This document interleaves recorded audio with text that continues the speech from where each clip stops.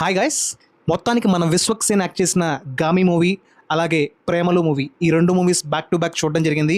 ఈ వీడియోలో మనం గామి మూవీ గురించి డిస్కస్ చేద్దాం. So let's get started today's video.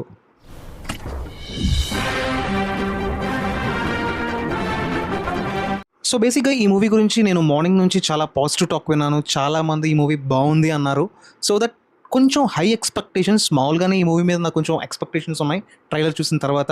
But ఇలా మౌత్ టాక్ కూడా బాగుండడంతో కొంచెం నా ఎక్స్పెక్టేషన్స్ హైగా పెట్టుకుని ఒక వరస్ట్ సౌండ్ సిస్టమ్ ఉన్న థియేటర్కి అయితే వెళ్ళాను. అండ్ స్క్రీన్ కూడా అస్సలు బాగోలేదు. హౌవెవర్ మూవీలో కనెక్ట్ అయితే అవేం మనం పెద్దగా పట్టించుకోం. బట్ ఈ మూవీలో మాత్రం నేను కంప్లీట్గా కనెక్ట్ అవ్వలేదనే చెప్పాలి. అలానే మూవీ బాగాలేదా అంటే స్టోరీ వైజ్ సూపర్, చాలా మంచి కాన్సెప్ట్తో వచ్చింది. యూనిక్ స్క్రీన్ ప్లేతో డిజైన్ చేయబడింది. అండ్ క్లైమాక్స్లో వచ్చే ట్విస్ట్ని అసలు ఎక్స్పెక్ట్ చేయం. సో చాలా పాజిటివ్ థింగ్స్ ఉన్నాయి. బట్ దానికన్నా ముందు చాలా నెగిటివ్ థింగ్స్ కూడా నాకు పర్సనల్గా అనిపించింది బికాస్ ఆఫ్ ప్యారలల్ నరేషన్.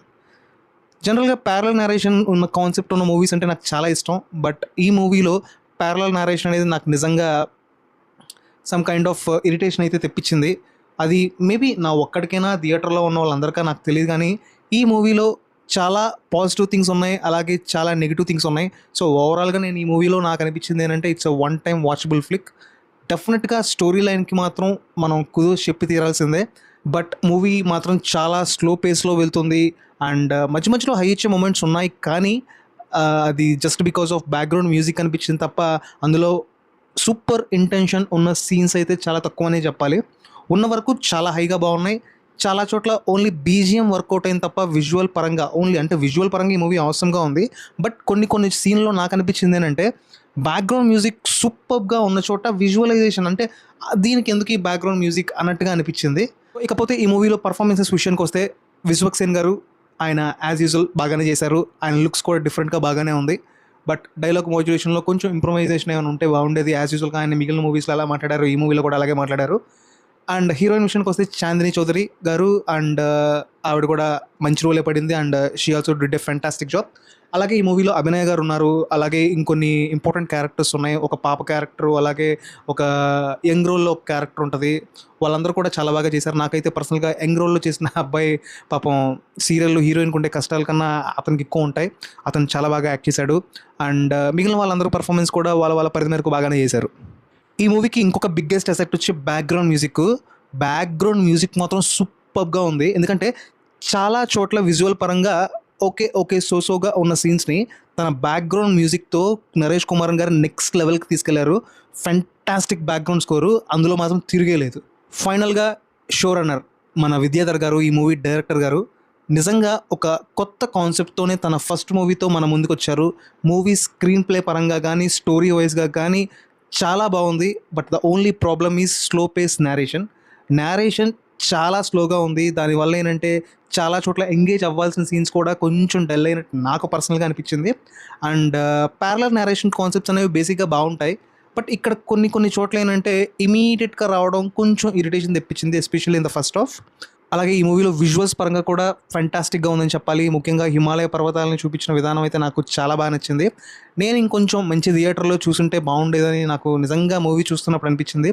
చాలా చోట్ల నేను డిస్టర్బ్ అవ్వడానికి కారణం నేను చూస్ చేసుకున్న థియేటర్ కూడా అవ్వచ్చు. ఎందుకంటే 10 మందిలో ఒకళ్ళిద్దరికి నచ్చలేదు, 8 మందికి నచ్చిందంటే obviously it's a good movie అంటే ఇప్పుడు 100 మందిని ఎవరు సాటిస్ఫై చేయలేరు. So maybe I don't know ఎంతమందికి నచ్చింది ఎంతమందికి నచ్చలేదో నాకైతే తెలియదు. కానీ సో ఫైనల్ వర్డిక్ట్గా నా మాటల్లో చెప్పాలంటే it's a slow pace movie. మీరు కనుక డిఫరెంట్ కాన్సెప్ట్స్ ఉన్న మూవీస్ని కనుక ఇష్టపడితే ఓకే, లాజిక్స్ని పక్కన పెట్టి, లాజిక్స్ అంటే గుర్తొచ్చింది భయ్య, అసలు లాజిక్స్ అన్న పదానికి ఈ మూవీకి సంబంధం లేదని నాకు అనిపించింది. ఎందుకంటే చాలా చోట్ల అసలు ఇది ఎలా జరిగింది అని మనకు డౌట్ వచ్చే విధంగా కొన్ని సీన్స్ ఉంటాయన్నమాట. దానివల్ల కూడా నేను ఈ మూవీకి డిస్కనెక్ట్ అవ్వడానికి వన్ ఆఫ్ ద రీజన్ అయి ఉండొచ్చు. నాకైతే ఈ మూవీని కంప్లీట్గా ఇల్లాజికల్గా చాలా సీన్స్లో తీసారనిపించింది. సో మీరు లాజిక్స్ని పట్టించుకోకుండా డిఫరెంట్ కైండ్ ఆఫ్ యూనిక్ స్టోరీస్ని ఇష్టపడితే ఈ మూవీని ఒకసారి ట్రై చేయొచ్చు. Only watch in theatres. చెప్పడం మర్చిపోయా, క్లైమాక్స్ ట్విస్ట్ మాత్రం అద్దరిపోద్ది, నాకు అక్కడ బాగా నచ్చింది. అండ్ క్లైమాక్స్లో వాళ్ళు ఎండ్ చేసిన విధానం మాత్రం నాకు నిజంగా నచ్చలేదు. ఎందుకంటే చెప్తే స్పాయిలర్ అయిపోద్ది, అందుకే చెప్పట్లేదు. ఆ ఎండ్ అనేది మాత్రం నాట్ ఫుల్ మీల్స్ అనిపించింది. అంటే ఇట్స్ పర్సనల్ ఎజెండా అయిపోయింది తప్ప మూవీని కంప్లీట్గా ఫుల్ఫిల్ చేసినట్టు నాకైతే అనిపించలేదు. So ఓవరాల్లీ it's a one time watchable movie. డెఫినెట్గా మనం ఈ మూవీ డైరెక్టర్ గారి కోసం అలాగే విశ్వక్ సేన్ కోసం ఈ మూవీని డెఫినెట్గా ట్రై చేయొచ్చు. So please do watch Gaami movie only on theatres. That's all for today. That's all for today. Premalu movie కూడా చూశాను, ఆ మూవీకి రివ్యూ కూడా ఇస్తాను. Please do watch and support me. So ఎవరైనా ఫస్ట్ టైం ఈ ఛానల్ చూస్తే ప్లీజ్ డూ సబ్స్క్రైబ్. ఈ వీడియో మీకు నచ్చితే అలాగే ఒక లైక్ చేసి మీ ఫ్రెండ్స్ అండ్ ఫ్యామిలీ మెంబర్స్తో కూడా షేర్ చేయండి. సో నాకు కొంచెం సపోర్టివ్గా మోటివ్గా ఉంటుంది. Please do support me. Thank you.